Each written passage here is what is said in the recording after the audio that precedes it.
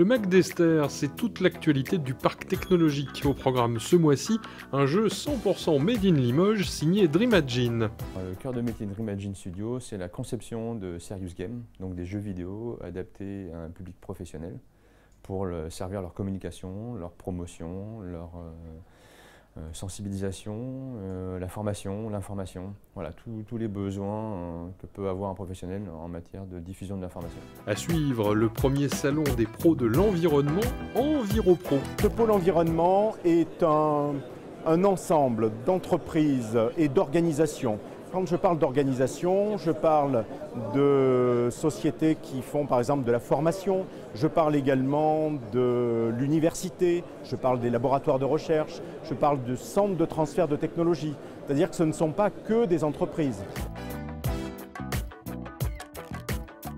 Le Mac d'Esther, c'est parti. Le cœur de métier de Dreamagine Studio, c'est la conception de serious games, donc des jeux vidéo adaptés à un public professionnel pour servir leur communication, leur promotion, leur sensibilisation, la formation, l'information, voilà, tous les besoins que peut avoir un professionnel en matière de diffusion de l'information.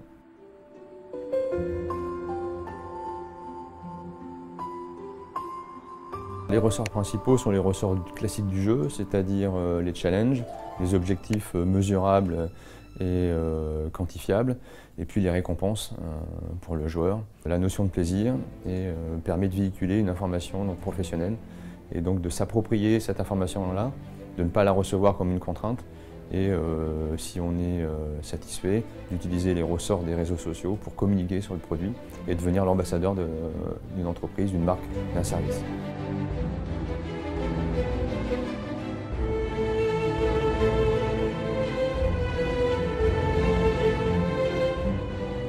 Donc Mystère dans ma ville, l'épopée médiévale, va être jouable depuis le site de l'Office de tourisme de Limoges, mais aussi sur support mobile, donc tablette et smartphone, donc Android et iOS.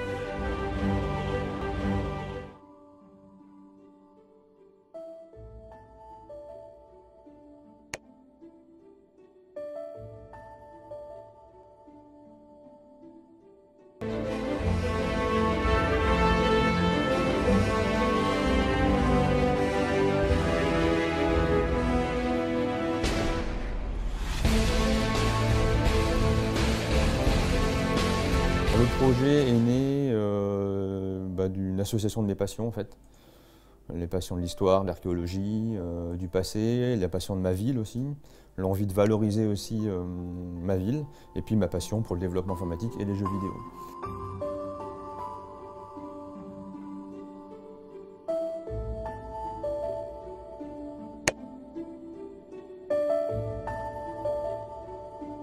On a développé un prototype sans avoir de commande particulière pour justement commercialement avoir quelque chose à montrer parce que c'est plus efficace au niveau du commerce et forcément on a pris comme modèle la ville de Limoges puisque c'est notre ville et on souhaitait intérieurement, inconsciemment ou même très consciemment avoir comme ville pilote la ville de Limoges. Il faut combien de temps entre l'idée et la mise en place du jeu qui est en train de se faire là début novembre?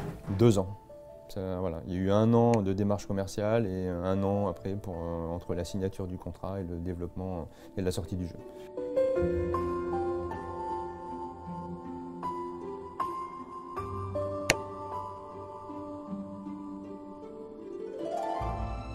Il y a plusieurs métiers et surtout des personnes qui sont multicasquettes. Donc dans les multicasquettes, on a la partie, je dirais, développement informatique, avec toute la partie codage des moteurs de jeu, création de toute la partie applicative, donc avec un langage de développement qui est très utilisé au niveau du développement de jeux vidéo. C'est vital pour vous de développer en interne? Oui, absolument, puisqu'on maîtrise nos outils et les moteurs qu'on développe, on peut les réutiliser et donc les rentabiliser et les exploiter au mieux. Et créer ce qui nous correspond le plus en fait. C'est Guillaume, le directeur artistique, illustrateur, designer, artiste de talent. Et donc c'est vrai qu'un jeu se doit d'être beau. Et donc moi je ne dessine pas et heureusement. Donc Guillaume se charge de toute cette partie-là. Il a différentes techniques de travail en partant du crayonné, du dessin à la main sur un carnet de croquis, qu'il scanne, qu'il peut vectoriser, qu'il peut recoloriser.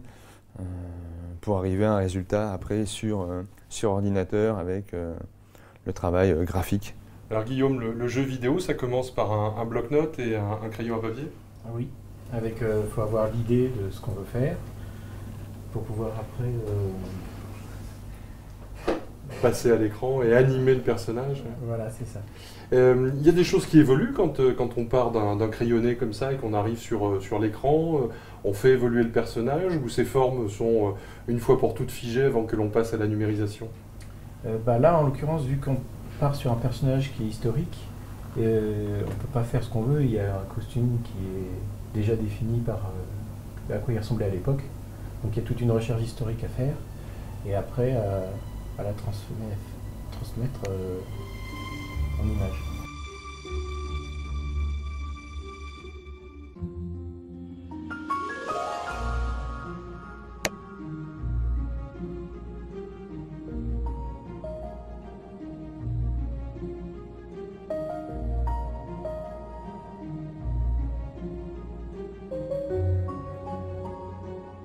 Alors Dreamagine Studio, c'est en 2015 5 CDI de créer et donc un déménagement prévu au sein de la Technopole le 1er décembre pour avoir plus de place et pour permettre justement de continuer la croissance avec des projets de développement de serious game sur les mathématiques dans l'univers de la science-fiction donc pour l'année prochaine. Esther, c'est un centre, je dirais, au niveau de tout ce qui est numérique, de l'innovation.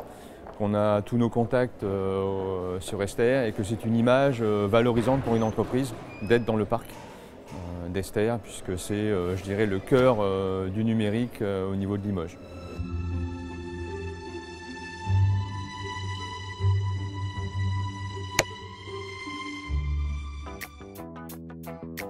EnviroPro est une initiative du pôle environnement Limousin, c'est le premier salon des pros de l'environnement.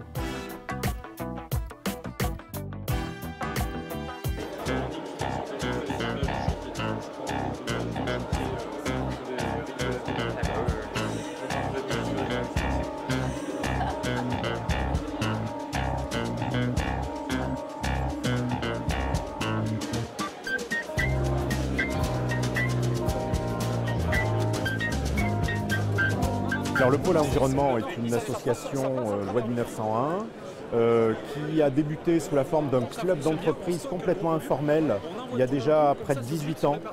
L'association a été structurée en 2006 et nous avons travaillé depuis à la structuration puisque en 2010 le pôle environnement a été labellisé grappe d'entreprise dans le premier appel à projet grappe d'entreprise de la DATAR. Ce pôle environnement est un ensemble d'entreprises et d'organisations.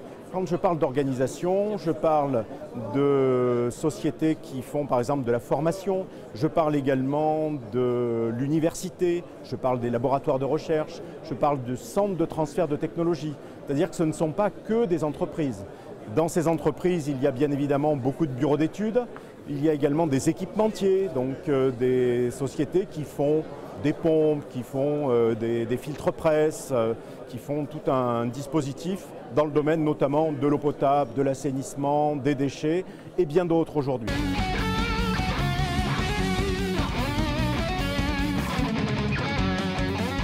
La bioclimatisation, c'est l'utilisation de l'eau pour rafraîchir l'air. C'est-à-dire qu'on va prendre de l'eau du réseau, de l'eau de pompage, de l'eau de récupération d'eau pluviale par exemple, qu'on amène à une qualité chimique suffisante, donc on élimine le calcaire et qu'on sécurise du point de vue sanitaire. Une fois qu'on est arrivé à ça, on va prendre de l'eau qui a 3 bars de pression, on l'amène à des pressions de 80 à 100 bars. On les fait passer dans des réseaux de canalisation et à travers des petits gicleurs, donc on va produire des gouttelettes qui font 5, 6, moins de 10 microns. Et cette gouttelette, elle va utiliser l'énergie de l'air, donc elle va aller chercher des calories pour se vaporiser. Nous, on est concepteur fabricant de réacteurs ultraviolets. Donc ce sont des systèmes, des équipements techniques qui permettent de faire on appelle ça vulgairement de la désinfection. notamment dans le domaine de l'eau, mais pas que dans le domaine de l'eau. On fait aussi du traitement de surface et du traitement d'air. Alors l'avantage du pôle, c'est que ça nous a permis de nous mettre en relation avec d'autres entreprises de la région Limousin, de manière à éventuellement travailler sur des projets communs. C'est vrai que souvent on a un peu la tête dans le guidon, nous les entreprises, on n'a pas le temps de s'arrêter, de voir un petit peu ce qui se passe à côté de chez nous. Et finalement on s'aperçoit qu'on a des entreprises à côté de chez nous qui travaillent dans le même domaine d'activité et même des fois sur des projets qui sont communs. Alors soit des appels d'offres, généralement plutôt dans le monde privé plus que dans les institutionnels, mais sur des projets où forcément l'entreprise n'avait pas forcément la solution. Donc nous on est là pour aider et vice versa. Nous on a peut-être éventuellement une entreprise sur laquelle on peut s'appuyer qui répond à un besoin sur lequel on s'est pas répondre. Alors le cœur de métier de Venatech, ça va être l'ingénierie acoustique. Donc l'ingénierie acoustique dans plusieurs domaines d'activité. Nous on est adhérents au pôle depuis une petite année maintenant. Ce qu'on a pu en retirer, c'est un réseau de proximité, des entreprises qui peuvent être souvent partenaires ou qui peuvent se mettre en rôle d'adjuvant pour certains marchés ou certains contacts. Je pense par exemple au bureau d'études ANSYS Environnement avec qui on pourrait très bien avoir des synergies de travail.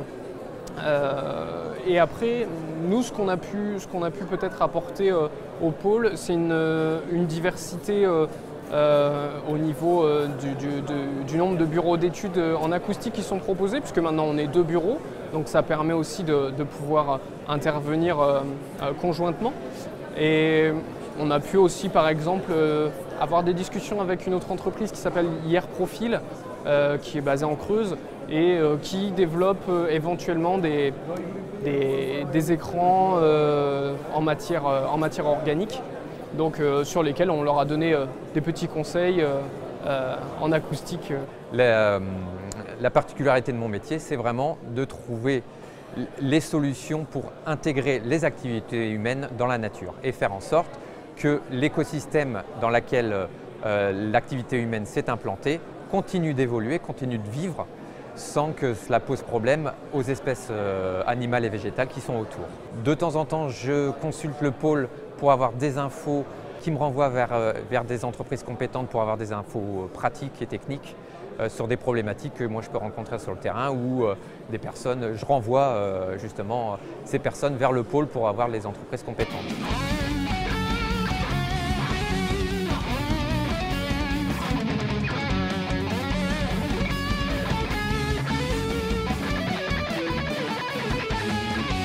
Il y a à l'intérieur du pôle une vraie vie pour aider les entreprises à mieux travailler ensemble. Le cœur de la démarche, c'est vraiment ce que l'on appelle d'un mot affreux, c'est la clusterisation, c'est-à-dire apprendre à travailler sur des projets complexes. Aujourd'hui, l'environnement, c'est une affaire de spécialistes, certes, mais ce n'est pas une affaire qui se gère à la légère. Il faut bien évidemment avoir des gens qui puissent faire de l'assemblage technique. Le Mac d'Esther, c'est déjà terminé. Rendez-vous dans un mois